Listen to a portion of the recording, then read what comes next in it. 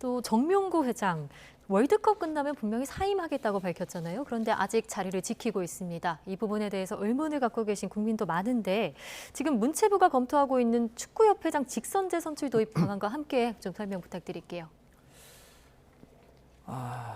축구협회는 뭔가 일을 할 때 깔끔하게 처리하는 게 없어요. 그러니까 정몽규 회장도 월드컵의 상황을 지켜보다가 사표를 제출하겠다, 사직을 하겠다라고 했는데 근데 설명이 없어요. 궁금하잖아요. 궁금하죠. 이야기를 했으니까. 아까 월드컵이 끝났는데 왜 아무도 설명해 주지 않냐고요. 궁금하잖아요. 이임생 이사에 대한 얘기 상당히 많았죠. 근데 지금 만약에 협회는 어떤 이야기도 정리를 안 해주니까 상당히 많은 말들이 자꾸 돌아요. 그러니까 거기에는 그 말을 붙이고 말을 붙여서 막 또 괜한 불필요한 루머도 만들어주고 이런 게 하고 있단 말이죠. 왜 이렇게 정리를 안 하는지 모르겠다. 이 생각이 좀 들고요. 그런 의미로 아까 회장 선거라는 이야기를 했는데 예. 지금 회장 선거는 이런 겁니다. 뭐 어렵게 간선제냐 직선제냐 이런 거 다 빼고 어떤 구조냐면 문제를 만약에 제가 빚었어요. 일을 잘 못했습니다, 회장이. 그럼 어떻게 돼야 됩니까? 다음에 두 번째 임기를 이어가지 못해야 됩니다. 네. 그게 권한만큼의 책임을 지는 우리 사회의 리더의 상식이에요. 내가 못했으면 다음에 못해야죠.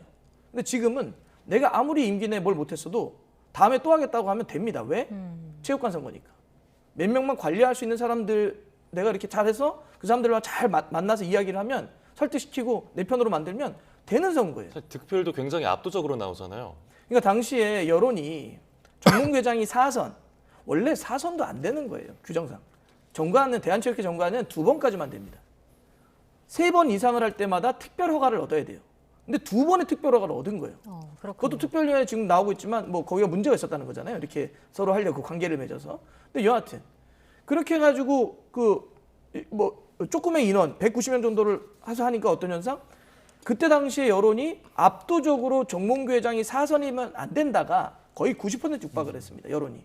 그런데 정몽규 회장이 3명 나왔던 후보에서 무려 86%의 지지를 받습니다.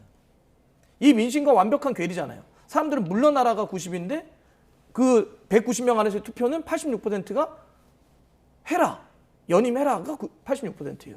이 정반대를 어떻게 해석할 거냐. 이거는 지금 이 선거인단이 민심이나 아니면 전체적인 전체 회원의 어떤 의견, 생각들을 대의하지 못하고 있다는 거죠.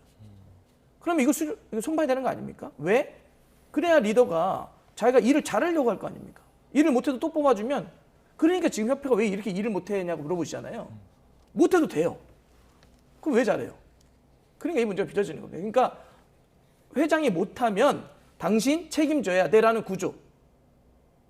이런 거버넌스의 전체적인 이걸 확고하게 만들지 않으면 계속 이런 사태가 반복될 수밖에 없어서 그걸 바꾸자고 하는 건데 그랬더니 그 사과문에 이렇게 쓰잖아요. 우리 그대로 할 거야. 무섭지 않습니까? 그런 생각이.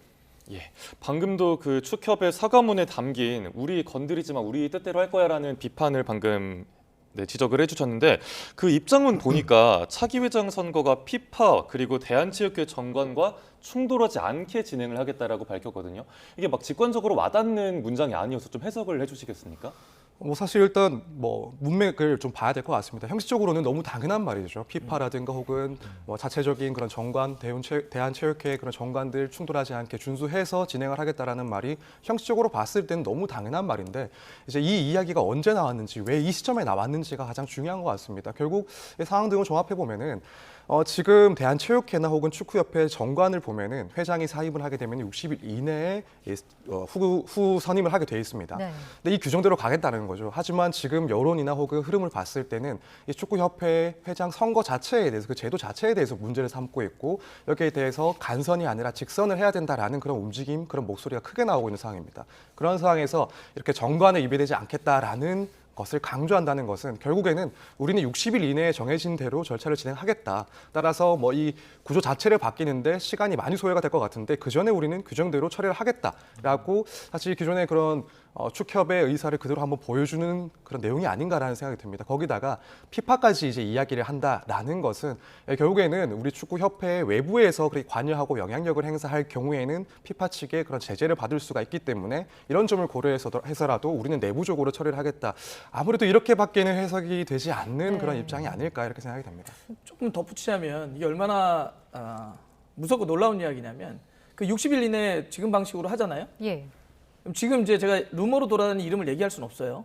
근데 정몽규 회장과 같이 일했던 지금 사람들이 있습니다. 실제 그 사람들이 손을 들고 있어요. 내가 하겠다고. 아, 이어서 하겠다. 네. 예. 근데 왜 그 사람들은 우리가 보면 말도 안 된다고 생각하잖아요. 아니 책임을 져야 되는데 예로 따지면 주군이 몰락하면 사실 주군의 밑에 있던 사람 순장하는 겁니다. 근데 순장을커녕 지금 손 들고 제가 또 주군하겠다는 거거든요. 이게 왜 이런 비상적이 왜 가능하냐면 되니까. 지금 선거제도에선 돼요. 그러니까 지금 선거로 하겠다는 겁니다. 또 하나 피파를 얘기했는데 우리 지금 이거 좀 짚어야 되는데 자꾸 피파를 완전한 무슨 자기들만의 방패를 쓰고 있는 거 아닙니까? 뭐만 있으면 피파 뒤에 숨어요. 예. 피파는 청권이 아닙니다. 피파는 좀 잘못하면 그럼에도 피파니까 다 놔둬요? 그러지 않아요. 유럽에서도 미국에서도 축구협회나 피파나 우에파 유럽축구연맹이 잘못하면 검찰 수사도 하고 다 합니다. 왜? 그들도 우리 사회 일원 아닙니까? 일원인데 어떤 반사회적 범죄를 저지른다든지 뭘 하면 당연히 수사하는 겁니다. 예. 하지 말라는 건 뭐냐면 직접적으로 들어가서 인사권을 휘두른다든지 직접 들어가서 돈의 문제를 움직이면 그건 문제가 되지만 아니 법과 제도를 따져보고 국민의 여론을 물어보겠다는데 그게 왜 문제가 됩니까? 지금 그거는 독일도 하고 있어요. 독일도 얼마 전에 문제가 생겨서. 그러니까 이거는 잘 모르는 사람들 여론을 호도하는 겁니다.